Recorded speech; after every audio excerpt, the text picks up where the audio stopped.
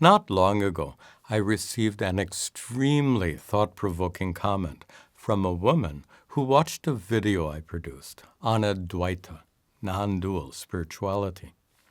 That video traces the evolution of advaita from the sages of ancient India to famous traditional teachers like Shankara, and finally to more recent figures like Ramana Maharshi. After watching the video, she asked, "Where are the women?" Her highly perceptive observation made me suddenly realize that my 72-minute video documented 2,500 years of spiritual teachers without mentioning even a single woman. Now, please don't think I'm sexist or inclined to ignore the accomplishments of women. The fact is, there are relatively few major female figures in the entire history of Hindu spirituality, and even fewer in the tradition of Advaita Vedanta. There were a handful of female rishis like Gargi and Maitreyi, and later devotional icons like Andal and Mirabai. But hardly any women prior to the 20th century are acknowledged today as great spiritual leaders. No doubt, many female saints and gurus lived in ages past, but their lives were apparently omitted from recorded history. Perhaps because those history books were written mostly by men. Hindu culture, like most world cultures, is androcentric or male-centered, and has been for millennia.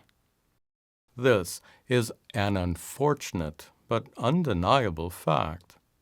Until recently, government, business, science, religion, and spirituality have all been more or less the exclusive domains of men. Women, on the other hand, have generally been relegated to domestic domains.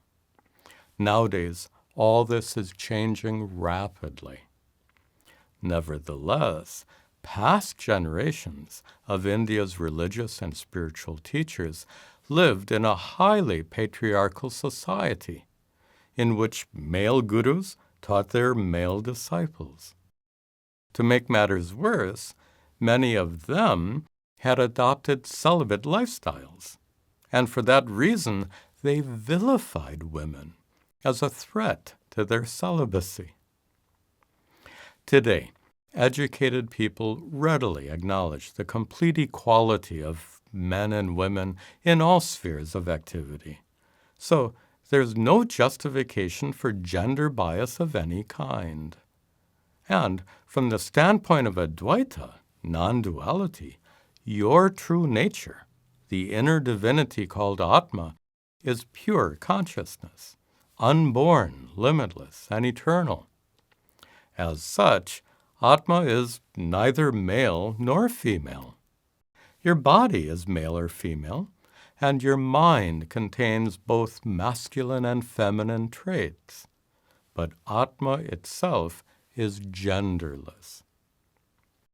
In spite of the gender bias woven into Hindu culture, there are some traditional stories that actually portray women as being equal to or even superior to men, especially in spiritual matters.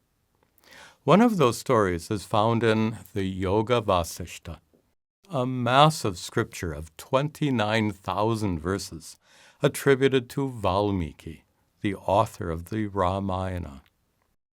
The Yoga Vasishta is full of amazing stories, including one about King Shikhidvaja and Queen Chudala, who reigned in the kingdom of Malava. Their love for each other was so strong that they were virtually inseparable. They did everything together. They ate meals together, they took long walks in the forest together, and remarkably, they ruled the country together. Contrary to convention, Queen Chudala was an equal partner in running the kingdom. As they grew older, their thoughts gradually turned away from worldly concerns and toward spiritual growth. They sat side by side as they listened to gurus, studied scriptures, and meditated for hours each day. Eventually, the queen became enlightened. She discovered her true nature, the inner divinity, atma. She realized that her essence as pure consciousness was utterly unaffected by worldly troubles, completely untouched by pain and suffering. As a result, she remained perfectly peaceful and content at all times, even in the most difficult of situations. Queen Chudala continued to accompany her husband in all their activities, but the king noticed a difference in her. She seemed more beautiful and radiant somehow. When he asked her what had changed, she replied, "I have transcended this worldly plane and realized my true nature as atma, pure consciousness." The king laughed in disbelief and said, "Only great sages can realize atma. How could you, a mere woman, have realized it?" Queen Chudala just smiled and chose to remain silent. She felt sorry for her husband. His ignorance was so deeply ingrained that it not only prevented him from seeing her inner transformation, but it also prevented him from discovering his true divine nature. Consider this. The king and queen were both engaged in the very same spiritual practices. So, how is it that she gained enlightenment while he remained immersed in ignorance? It's a fact that before you can gain the highest spiritual wisdom and become enlightened, you must first become fully prepared. You have to be a fit aspirant. For example, before you can study integral calculus, you must first master algebra and trigonometry. So too, before you can gain knowledge of atma, you must first master your mind and emotions. Your mind must be capable of one-pointed attention and deep concentration. Your emotions must be completely purified, cleansed of desire, and free from attachments of any kind. Queen Chudala had gained these qualities in full measure, and therefore her spiritual practice culminated in enlightenment. Her husband, on the other hand, lacked those qualities and continued to struggle. King Shikhidvaja became increasingly anxious about his lack of spiritual progress. Whenever the queen tried to offer him some advice, he wouldn't even listen. Eventually, the king announced to his wife, "Today, I am going to renounce worldly life and retire to the forest, where I can meditate without distraction." The queen told her husband that it's really not necessary to renounce worldly life to gain enlightenment. Not surprisingly, her words fell on deaf ears. The king left the palace and traveled far to the foot of Mount Mandara, where he built a crude hut of sticks and grass and undertook a life of extreme austerities. The queen awoke one night in her luxurious bed and wondered about her poor husband sleeping on the hard ground in a grass hut. She felt sorry for him and wanted to know if he was okay. Because of the tremendous intensity of her meditation practice, she had developed several yogic powers, known in the scriptures as siddhis. One of those siddhis enabled her to leave her body and travel through space. Using that siddhi, she traveled to Mount Mandara to see her husband. From a distance, she could tell that he was still struggling to control his unruly mind and break free from all attachments.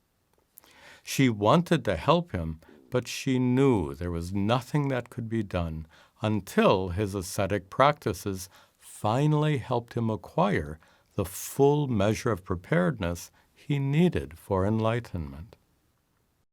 In the king's absence, Queen Chudala ruled the kingdom with skill and justice for 18 years. One day, using her siddhis, she went to see her husband again. He had grown quite old, but she could tell that he had acquired the intellectual and emotional preparation necessary for enlightenment. All he needed now was a little more spiritual instruction from someone who was already enlightened, as she was. Yet she knew that he would never accept her instruction. So she used her siddhis to transform herself into a wise sage named Kumbha. And then she approached her husband in disguise. The king recognized Kumbha's great wisdom and immediately accepted him as guru. Then Queen Chudala, in the form of Kumbha, was able to impart to her dear husband the teachings he needed to gain enlightenment. This story shows the unfortunate consequences of the king's sexist attitudes. If he had accepted his wife's spiritual guidance at the outset, he could have gained enlightenment without having to leave his comfortable palace and live in a crude hut for 18 years. This particular message of the story is especially relevant for us right now. Too many men around the world still fail to draw upon the wisdom and skills of women, excluding them from many domains in life, simply because of their gender. By doing so, those men forfeit fully 1/2 of the precious human resources available to them. Queen Chudala had the skill to rule her kingdom and the wisdom to free her husband from suffering. So too, women today have the ability to improve the quality of life for their families, for their communities, and for their countries. When more women are empowered to use their skills and wisdom in all aspects of life, the world will be a better place. This is the second video in a series that answers questions submitted by viewers.